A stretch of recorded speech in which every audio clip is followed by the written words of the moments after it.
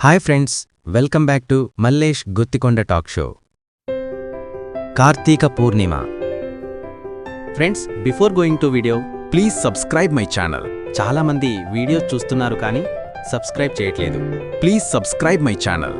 Thank you. Friends, ఈరోజు వీడియోలో కార్తీక పూర్ణిమ యొక్క ప్రాముఖ్యత మరియు ప్రయోజనాల గురించి సమాచారం. నమస్తే. కార్తీక పూర్ణిమ ఎందుకు జరుపుకుంటారు? కార్తీక పూర్ణిమ అనేది కార్తీక మాసంలో వచ్చే పౌర్ణమి తిథి. దీనిని త్రిపురారి పూర్ణిమ లేదా దేవదీపావళి అని కూడా అంటారు. ఈ రోజును హిందువులు అత్యంత పవిత్రమైన రోజుగా భావిస్తారు. ముఖ్యమైన కారణాలు: త్రిపురాసుల సంహారం. శివుడు. పురాణాల ప్రకారం ఈ పవిత్రమైన రోజున శివుడు త్రిపురాసురుడు అనే మహాబలవంతుడైన రాక్షసుడిని సంహరించి లోకానికి శాంతిని కలిగించాడు. ఈ విజయాన్ని దేవతలు దీపాలు వెలిగించి సంబరం చేసుకున్నారు. అందుకే దీనిని త్రిపురారి పూర్ణిమ లేదా దేవదీపావళి అని కూడా అంటారు. మత్స్యావతారం. విష్ణువు. శ్రీ మహావిష్ణువు మత్స్యావతారం అంటే చేపావతారం స్వీకరించిన రోజు కూడా ఇదే. తులసి ఆవిర్భావం. తులసి మొక్క భూమిపై ఆవిర్భవించిన రోజుగా కూడా ఈ పౌర్ణమిని భావిస్తారు. గురునానక్ జయంతి. సిక్కుల ప్రథమ గురువు అయిన గురునానక్ దేవ్జీ జన్మదినం కూడా ఇదే రోజు. కార్తీకేయువి జననం. శివపార్వతుల కుమారుడైన కార్తీకేయుడు జన్మించిన పవిత్రమైన రోజుగా కూడా కొన్ని పురాణాలు చెప్తున్నాయి. ఈ విధంగా కార్తీక పౌర్ణమి శివకేశవులకు అంటే శివుడు మరియు విష్ణువు ఇద్దరికీ అత్యంత ప్రీతికరమైన రోజు. కార్తీక పూర్ణిమ వలన కలిగే ప్రయోజనాలు: కార్తీక పూర్ణిమ నాడు ఆచరించే ప్రత్యేక పూజలు, స్నానాలు మరియు దానధర్మాల వలన విశేషమైన ఫలితాలు లభిస్తాయని హిందువుల ప్రగాఢ విశ్వాసం. ప్రధాన ప్రయోజనాలు: పాపాలు తొలగిపోవడం. ఈ రోజున నదిలో లేదా పవిత్ర జలాల్లో స్నానం అంటే నదీ స్నానం ఆచరించడం వలన సర్వపాపాలు నశించి మోక్షం లభిస్తుందని నమ్ముతారు. నదీ స్నానం వీలు కానివారు ఇంట్లో స్నానం చేసినా శుభమే. పుణ్యఫలం. కార్తీక పౌర్ణమి నాడు శివాలయాల్లో రుద్రాభిషేకం చేయించడం వలన, దీపారాధన చేయడం వలన కోటి జన్మల పుణ్యఫలం ప్రాప్తిస్తుందని విశ్వసిస్తారు. దీపారాధన ఫలం. దీపదానం చేయడం లేదా గుడిలో లేదా తులసికోట వద్ద దీపాలు వెలిగిస్తే ఇహలోకంలో సుఖసౌఖ్యాలు మరియు పరలోకంలో ముక్తి లభిస్తుందని పండితులు చెప్తున్నారు. కొందరు 365 వత్తులతో కూడిన దీపాన్ని వెలిగిస్తారు.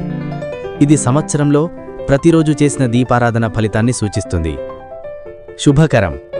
ఈ రోజున సత్యనారాయణ స్వామి వ్రతం చేసుకోవడం అత్యంత శ్రేష్టమని భావిస్తారు. సమస్యల నుండి ఉపశమనం. ఈ పవిత్ర దినాన ఉపవాసం, పూజలు, దానధర్మాలు చేయడం వల్ల జీవితంలో ఏర్పడే సమస్యల నుండి ఉపశమనం లభిస్తుంది. గంగా స్నానం ఫలం. కార్తీక పౌర్ణమి నాడు శివాలయంలో దీపారాధన చేయడం వలన సకల పుణ్యనదుల్లో స్నానం చేసిన ఫలం దక్కుతుందని నమ్ముతారు. కార్తీక పౌర్ణమి పూజా విధానం. One more time, please subscribe my channel. Thank you. Karthika Pournami పూజా విధానం. కార్తీక పౌర్ణమి రోజున శివుడు, విష్ణువు మరియు తులసిదేవిని పూజించడం అత్యంత శ్రేష్టం. ఉదయం చెయ్యాల్సిన ఆచారాలు: పవిత్ర స్నానం. నది స్నానంలో చెయ్యాలి. సూర్యోదయానికి ముందే నిద్ర లేవాలి. సాధ్యమైతే సమీపంలో ఉన్న పవిత్ర నదిలో లేదా సముద్రంలో స్నానం చెయ్యాలి. ఇది కుదరకపోతే ఇంట్లో స్నానం చేసే నీటిలో కొద్దిగా గంగాజలం లేదా కొన్ని నువ్వులు కలిపి స్నానం చేయాలి. దీనినే కార్తీక స్నానమంటారు. స్నానమనంతరం శుభ్రమైన వస్త్రాలు ధరించాలి. సంకల్పం. ఈరోజు చెయ్యబోయే వ్రతం, పూజ ద్వారా మంచి ఫలితం కలగాలని మనస్ఫూర్తిగా సంకల్పం చెప్పుకోవాలి. సూర్య ఆరాధన. సూర్య భగవానుడికి అర్ఘ్యం అంటే నీరు వదలడం సమర్పించి గాయత్రీ మంత్రాన్ని జపించాలి. దీపారాధన. ఇంటి దైవమందిరంలో లేదా తులసికోట దగ్గర దీపం వెలిగించాలి. పగటిపూట వ్రతం మరియు పూజ. ఉపవాసం అంటే వ్రతం. రోజు మొత్తం ఉపవాసం పాటించాలి. శక్తి లేనివారు లేదా వయసు మీరినవారు పాలు, పండ్లు వంటి ఫలాహారాలు తీసుకోవచ్చు. ఆలయ దర్శనం. ఉదయం లేదా పగటివేళ శివాలయాన్ని, విష్ణు ఆలయాన్ని దర్శించి స్వామివారికి అభిషేకం, అర్చన చేయించడం మంచిది. దానధర్మాలు. ఈరోజు దానధర్మాలకు చాలా ప్రాధాన్యత ఉంది. పేదవారికి అన్నదానం, వస్త్రదానం లేదా దీపాలు, నూనె, వత్తులు వంటివి దానం చెయ్యాలి. సాయంకాలం ప్రత్యేక పూజ. సాయంకాలం లేదా సంధ్యా సమయంలో కార్తీక పౌర్ణమి పూజ అత్యంత ముఖ్యమైనది. 1. తులసి పూజ. తులసి కోటను శుభ్రం చేసి రంగులు లేదా పసుపు కుంకుమతో అలంకరించాలి. తులసి మొక్కకు నీరు పోసి పూలు సమర్పించాలి. తులసి కోట చుట్టూ 9, 11 లేదా 21 సార్లు ప్రదక్షిణలు చేసి నమస్కరించాలి. తులసి కోట దగ్గర లేదా ప్రధాన ద్వారం వద్ద దీపాలు వెలిగించాలి. 2. సత్యనారాయణ స్వామి వ్రతం. కార్తీక పౌర్ణమి రోజున సాయంత్రం సత్యనారాయణ స్వామి వ్రతం ఆచరించడం అపారమైన పుణ్యాన్ని ఇస్తుంది. ఒక పీఠంపై స్వామివారి చిత్రపటాన్ని లేదా విగ్రహాన్ని ఉంచి పసుపు, కుంకుమ, పూలు, పండ్లు, నైవేద్యంతో పూజించాలి. సత్యనారాయణ వ్రత కథని చదవాలి లేదా వినాలి. 3. కార్తీక దీపారాధన. ఇది ఈరోజు అత్యంత ప్రధానమైన ఘట్టం. 1.